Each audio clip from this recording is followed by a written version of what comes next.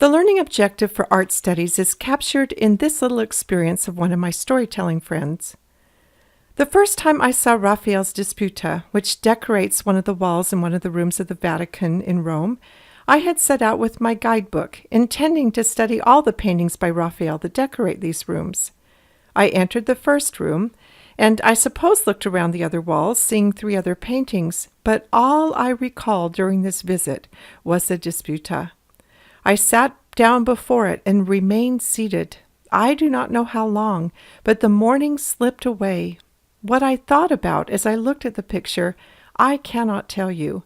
My impression is that I did not think at all. I only felt. My spirit was lifted up and purified and strengthened with happiness. Returning to my hotel, I read about the picture in my guidebook. It appeared that one of the figures represented Dante. I had not noticed it, and as I read on, I noticed other things that I had missed, that indeed the whole subject, as far as it could be put into words, had escaped me. I had no knowledge what the painting was about, only I had felt its beauty. Since then I have studied more about the picture and discovered some of the means Raphael employed to arouse this depth of feeling, and the knowledge has helped me to find beauty in other things. My son described a similar experience on his last visit to the National Art Gallery in Washington, D.C. He said he walked into a room and there was a small painting on the wall that so moved him that he stood there for probably half an hour. It was not a well-known painting. It was a scene of a French cafe by an artist he had never heard of. He said he couldn't tell me what thoughts were going through his mind. He just stood in silence, wrapped in all the feelings the painting stirred up. Now compare these 2 experiences with art with the learning objectives I pulled off the Virginia State Standards List. These standards begin in the 1st grade. Demonstrate understanding of the elements of art: color, form, line, shape, space, texture, value, balance, contrast, emphasis, movement, pattern, proportion, rhythm, unity, variety. Identify, analyze, and apply criteria. Students will examine works of art and make informed judgments about them based on established visual art criteria. Provide analytical skills to evaluate information that is conveyed through images and symbols. Where's the part about opening children's eyes to see the beauty in all the world?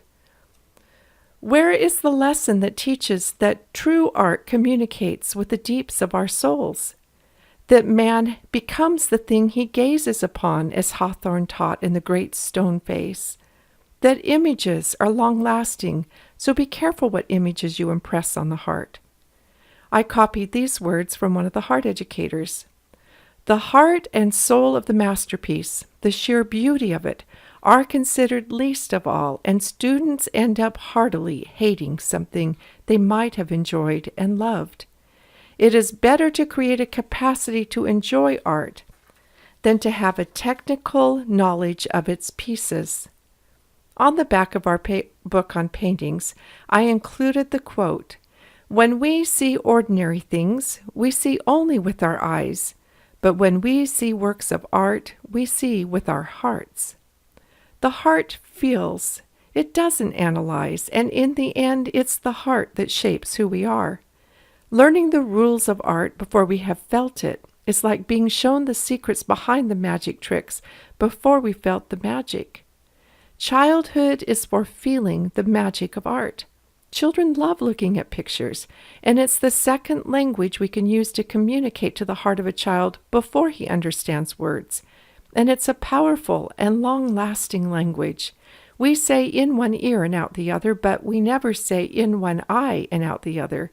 Dr. Rich Melheim, who is working wonders using art-based education among children living in poverty around the world, wrote that while the human ear can process 10,000 bits of information per second, the human eye can process up to 7 billion bits of information per second. Therefore, neurologically speaking, a picture is not worth 1,000 words. It's worth 700,000 words. The visual impressions made on a child's tender heart last a lifetime. Before I get into how to help children feel the magic, I have a really sad story to tell you. The Snow Queen has struck the art world. If you go to modern art exhibits and find yourself scratching your head, you're not alone. What if I said this to you? Lavishly zizix the faux rough perpendicular. Did you get anything out of that? Each of those words means something to me, but I wanted to express them to you in my own way. So I threw out all the rules of grammar. In fact, I thought a couple of the words sounded better backwards. This is what happened in the art world. 100 years ago, they threw out all the rules that had taken hundreds of years to discover and apply. Just as it happened in music, by the mid-1800s, artists had discovered the greatest secrets and rules of art that made it possible to communicate profound messages to human hearts instantly. You can take a work of art like this and show it to anyone, anywhere in the world, no matter what the culture, no matter when they lived in history, and their hearts will instantly understand what this painting is saying. It's entitled Listed. I felt the meaning of this painting before learning the red ribbon in the man's cap was the sign of an enlisted soldier. Any wife, mother, sister, lover, daughter, friend who has sent a soldier off to war knows the meaning of this painting. When it was first displayed, one of the foremost art critics of the day, who was used to looking at works of art through an analytical eye, broke down and wept. The intellectuals of the early 1900s, under the Snow Queen's reign, looked down on this kind of art as sentimental and unsophisticated. They despised storytelling in art. As a result, this whole body of art from 1848 to 1920 was completely erased from the university textbooks and from all the courses of art history in our schools. Museums put many of the paintings in storage. Then a few years ago, a Fred Ross, who holds a Master's of Art education from Columbia University, stumbled upon a work of art by Bouguereau that moved him like no other work of art ever had. This is not the painting he saw, but it's painted by the same artist. He wrote, "Frozen in place, gawking with my mound agape, cold chills careening up and down my spine, I was virtually gripped as if by a spell that had been cast. Years of undergraduate courses and another 60 credits postgraduate in art, and I had never heard Bouguereau's name. Who was he? Was he important? Anyone who could have done this must surely be deserving of the highest accolades in the world." The experience led him on a search where he discovered these things I'm telling you about. He's been working hard to restore what's been lost. If you go to artrenewal.org, you'll find the Art Renewal Center, which is a treasure trove of fine art from this era. There are over 80,000 high-resolution images, primarily made up of this forgotten art. Look up his article on why classical realism matters and read it. It's eye-opening and may just change the way you think about art. And a lot of the things about what's happening in the art world will begin to make a lot more sense. Without this art, I don't think we could work the magic with our children that I'm trying to describe. I went through all 80,000 images, and guess who I kept bumping into? Mother. Although sometimes she was barefoot, she wasn't repressed, miserable, or trapped. She was content, joyful. She was beautiful. And I found Father. In the last 50 years, we've gone from Father knows best to Father knows nothing to who needs a father. But here he was. He was working hard to provide for his family. He was strong and protective. He was adored by his children. I found brothers and sisters with their arms around each other. I found families happily engaged in work and play all over the world. And I found dear, beautiful Mother Nature everywhere. I found fine art that brought scenes of history I had been studying to life. I held on to over 2,000 of these fine art images and organized them on Pinterest pages so that you can see them too. If you're wondering where the fine art images went that used to be on a page dedicated to fine art on the old site, they are now sorted by nation, and you can find them on the enrichment pages, sorted by family and historical.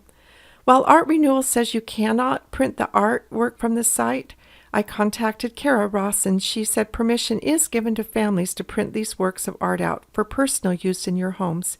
Just be aware that for any other purposes, you need to contact their licensing department. I encourage you to support their work by becoming a member of Art Renewal. It's only about $20 a year. If you want your children to grow up to value motherhood and fatherhood and family, let these be the images they see on the walls of your home. Let them be the last images they see before they go to bed and the first ones they see when they wake up in the morning. Hang a bulletin board by their beds and change the images frequently. Show them images of these mothers smiling and playing with their children. Let them see the look of love on their face. Hang images representing the innocent and pure love between a man and a woman to counter the sex-saturated images bombarding them everywhere else. Who's creating art like this anymore? We don't think twice about spending $500 or $1,000 for a flat-screen TV, but we balk at spending $300 on a piece of fine art that can influence the heart of a child for eternity? Do we worry more about matching the color of our couches than inspiring the heart of a child? I didn't think much about the influence of what was hanging on my walls until one day one of my daughters came home from a friend's house and was so excited about their new basement. She said it was unbelievably cool. They had posters from old movies and movie stars all over the wall, and she said, "How come we can't have a cool house like that?" I need to interject here that I happen to love religious art, and many of the rooms in our home have a scene from Jesus' life in it. She went on to say, "How can my friends talk about and do the things we like to do if Jesus is looking at us?" Oh. She didn't have to say anything else, and neither did I, and the painting stayed. The paintings on our walls have a quiet influence in our homes. Find creative ways to use these pictures and make them part of your children's everyday life. I've picked up some beautiful volumes of art at library book sales. When I only pay 50 cents for them, I don't feel very badly about cutting the art out of them and pasting them in notebooks and such. You might want to keep a lookout for them. I know that art is a touchy subject. I'm no expert. Some of you will defend modern art to me, but I know what touches my heart. And as I have shared the art from this era with the moms in our well-educated heart group, it has opened a layer of appreciation that wasn't there before. I have found this fine art lifts and ennobles and inspires me, so I pronounce it good. Our ability to appreciate art depends much upon what is in our own hearts. As I talked about in the talk about imagination, a hard heart cannot appreciate art in the way being described here. An intellectual understanding will never open the door. As our tastes become more refined and cultured, our taste in art changes as well. As John Van Dyke said, "It will take years before you come to a full appreciation of art, but when at last you have it, you will be possessed of one of the purest, loftiest, and most ennobling pleasures that the civilized world can offer you." I can tell you how you can kill a love of fine art in your children. First, turn it into lessons. You do all the choosing. Schedule out a study of artists and stick to it. Be sure to require your children write about the art they are looking at and have them write up reports about the artists. Second, start from the very beginning to draw attention to the elements instead of allowing them to take in the whole. Third, find fine art that has no connection to anything familiar in their lives. Fourth, schedule a visit to a museum. Be sure you have printed worksheets with learning objectives in hand and insist they complete them before they go out to play. If these things will kill a love of fine art, Doing the opposite will cultivate a love. Let art be spontaneous in your home. Leave art books around the house to be enjoyed without compulsion. Find ways, as we've talked about, to display fine art on your walls, even your refrigerator. Share art you love with your children. And remember, the deeps of the heart are silent. The feelings art stirs within us are not easily, nor should they be translated into words. Let whatever words are used come naturally without compulsion, and most frequently they will come out in oral rather than written expression. Look for fine art with something familiar in them. Kittens, families, children, home. I give you a lot of possibilities in the enrichment sections of the nations and in nature. We've become a people who look but cannot see, which is why we want to cultivate a habit of attention in childhood. One way to do this with art is to do picture talks. You don't want or need to do it with every painting. It's just a way to begin opening a child's eyes. Here's an example to go along with von Bremmen's The Pet Bird. Look how much fun these children are having. I wonder what's going on. Look, a tiny little bird. It must be a pet. It looks like they all love it. See the oldest boy hold up his finger for the little bird to stand on. Can you almost see the bird peck at the piece of bread the little boy is holding in his left hand? The little girl behind him is leaning her head on the older boy's shoulder. These children must love each other. They're a happy little family, aren't they? The littlest brother has climbed up on the cushion chair just so he can be closer.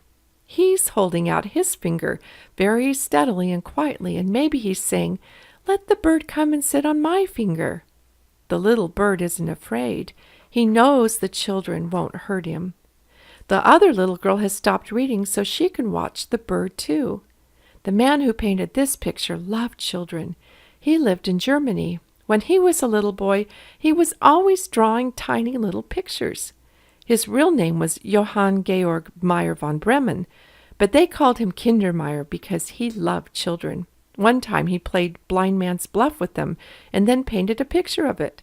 He had a motto that hung on the wall of his room: "Make the best of your time. It never returns."